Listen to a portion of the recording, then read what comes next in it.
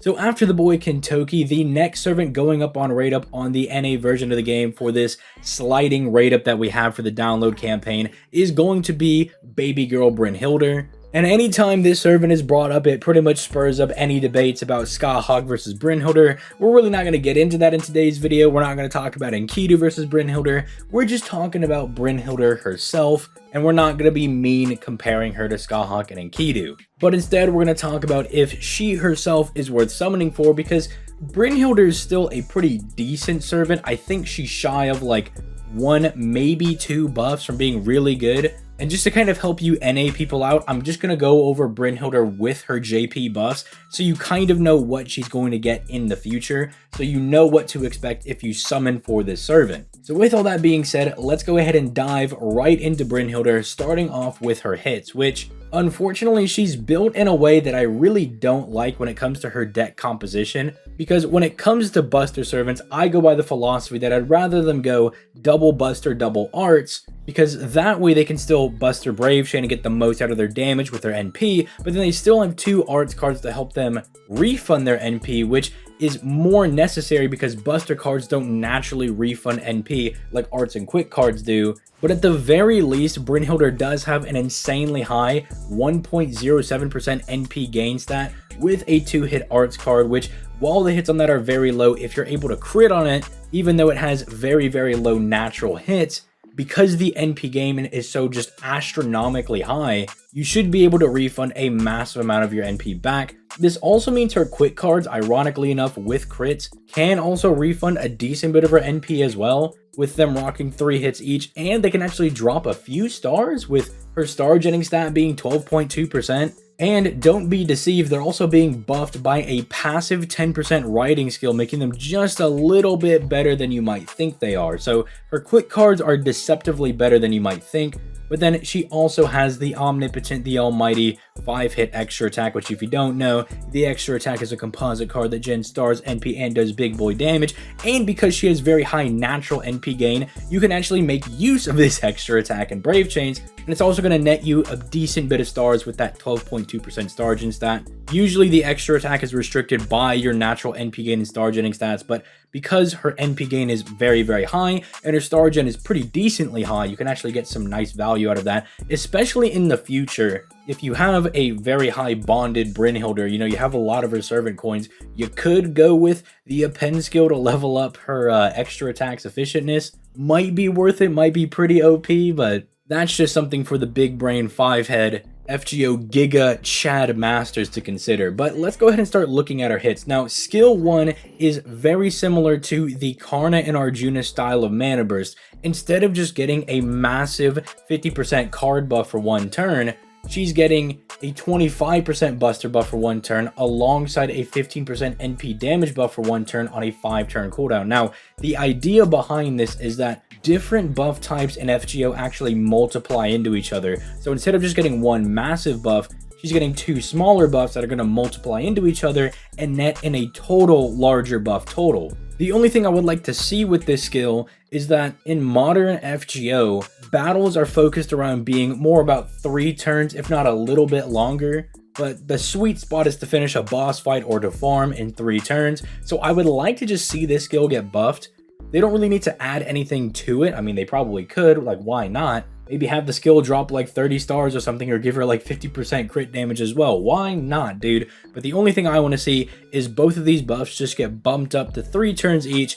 That way you can pump off repeatedly with her NP and everything, because this is specifically designed to be used with her NP, whereas a pure like Buster Mana Burst is going to be better for Buster Brave Chains. This unfortunately is going to hurt the strength of Buster Brave Chains but make her NP stronger, which, to be fair, Brynhildr does actually do a pretty decent amount of damage with her NP, so I guess it's actually accomplishing its goal. Moving on to the second skill, this one is going to get buffed to give her a 30% battery, which really helped Brynhildr out a lot, because while her NP gain is very high and you can crit on that 1 arts card, the fact that you're crutching really hard on that arts card can make her a bit inconsistent. So they threw her this bone and gave her a 30% battery, which massively helps her out a lot. The other things that she does are also pretty good as well, reducing one enemy's critical attack chance by 50% for 3 turns. That is absolutely massive. Usually when you see this buff, it's only like 20 or 30%, where it's like, okay, maybe it'll make somewhat of a difference, but now it's just like, no, you are not going to be critting my party,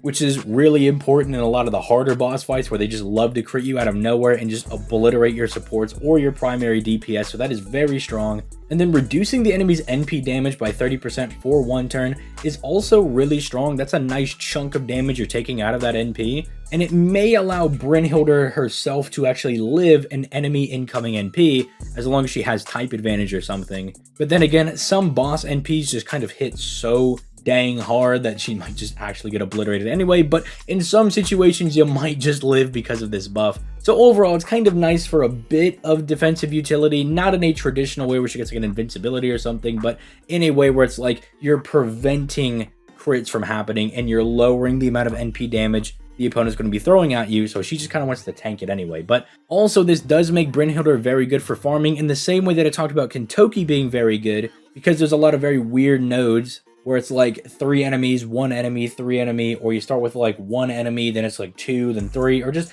any random composition like that. Because her append skill will allow her to get an additional 20% NP at the start of battle, this means with her second skill after the buff, she can actually start with any 50% starting charge CE and help you in a lot of those weird nodes, so it gave Brynhildr a lot of added value on top of the fact that she just hits really hard. Then finally, there's her third skill. This is just a nice general support skill where you can target one ally and give them massive star weight, and you can give them 40% crit damage for 3 turns and give them a nice 3k heal on a 5-turn cooldown. This is one of the few skills like this because there's not a lot of skills where you actually give an ally massive star weight and crit damage as well. It's really, really strong. You could use it on herself and make her a pretty good crit machine, which is why I think if her first skill got buffed to turn everything to 3-turn and then she just dropped like 25 stars, it would be the perfect combo for her kit. But then you can also just, you know, have somebody pop off by just giving this to them. Give it to your Jalter or something, because that's pretty lore fitting.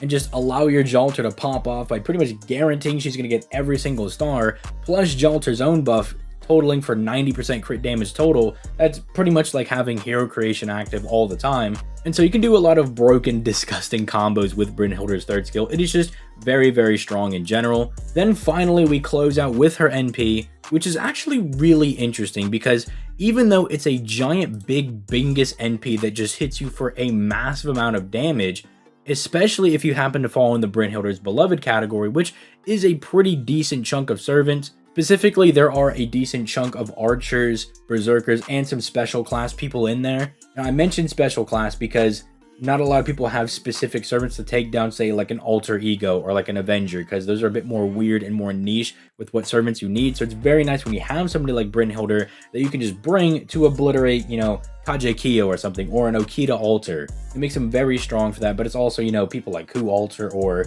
an enemy Tesla like we just had over on the JP version of the game for his event. She just absolutely obliterates people like that. But then the interesting thing is that she's still providing support because she buffs the entire party's crit star generation rate by 50% for 3 turns, which pretty much allows everyone in the party to become pretty self-sufficient at that point, because Buster cards already have an ability to drop stars, and even though she only has 1 hit on hers, if she's paired with other servants, she can actually drop a fair bit of stars. But then, as I said earlier in the video, her quick cards are already pretty solid as is, and then with this 50% buff, she can actually become a pseudo star gen, right? Which makes her very, very strong. And the fact that it lasts for 3 turns means that even if you don't get her NP within the next 2 turns, you can fire it again and apply the buff once more and kind of always try to keep it up. So it's a very, very nice buff for Brynhildr. I think it ties her kit very well together. I just want to see that first skill buff for immediate stars, and more importantly, to put the Buster and NP damage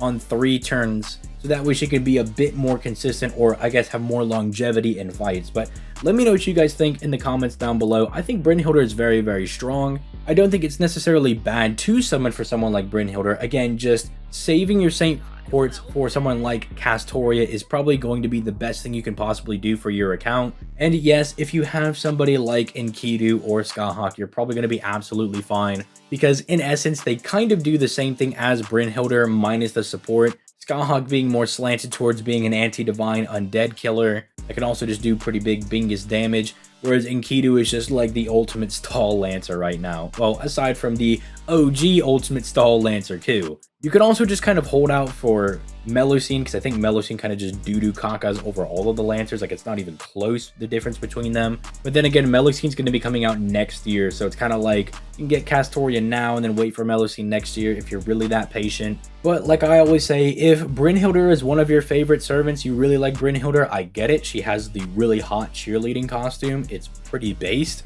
I can understand you wanting to summon for her for that reason in particular, then by all means go ahead. But at the end of the day, I would still advise you to summon for Castoria and save all Saint Quartz you can for her. But if your account desperately needs a Lancer and Brynhildr is a character you really like, then maybe throw like a multi or 10 tickets at her, right? Like at the very least, you could do something like that. But just make sure you keep your Saint Quartz in check, because I know it's very hard. Like you do that one multi, like maybe I'll do another one. Like, nah, don't fall into that trap. Like if she's your favorite character, maybe drop a multi, then call it a day. If you like the video though, make sure you leave a like, subscribe to the channel. We're on the road to 100K. We're getting closer and closer every day to reaching that dream. And that's because you guys keep smashing the like button and hitting that subscribe button. So keep doing that. Keep leaving comments on your thoughts in the comments down below. If you want to support the channel for free, you can come out to the Twitch streams every weekday. I just love interacting and hanging out with you guys. Sometimes we play FGO, sometimes we play Elden Ring, sometimes we play Yu-Gi-Oh! Sometimes we've even watched like MasterChef and stuff. So we'll do whatever we want over there, but it's predominantly just extra FGO content if you're interested. Speaking of, this Saturday, I'm going to be hosting a Yu-Gi-Oh! Master Duel tournament. If you're interested in that, join the Discord link down in the description down below and let me know. Finally, another way to support the channel for free is to download LD Emulator, who I'm affiliated with, down in the description down below. It's just a really good way to play mobile games on your computer. I personally use it myself, and I'm really enjoying it. You can also join my Loot Cakes Alliance, which is also in the description down below. Basically, anytime someone in my alliance makes a purchase on FGO, we all get points for it, and you can use those points to eventually get things like gift cards. So pretty nice service to get a little bit of extra bang for your buck, or just a little something extra for the money you're going to be putting into FGO anyway, or if you just want to earn some points passively as other people are wailing for Castoria and stuff. But with all that being said, I'm going to go ahead and get out of here. You guys have yourselves a nice day. Peace, late guys.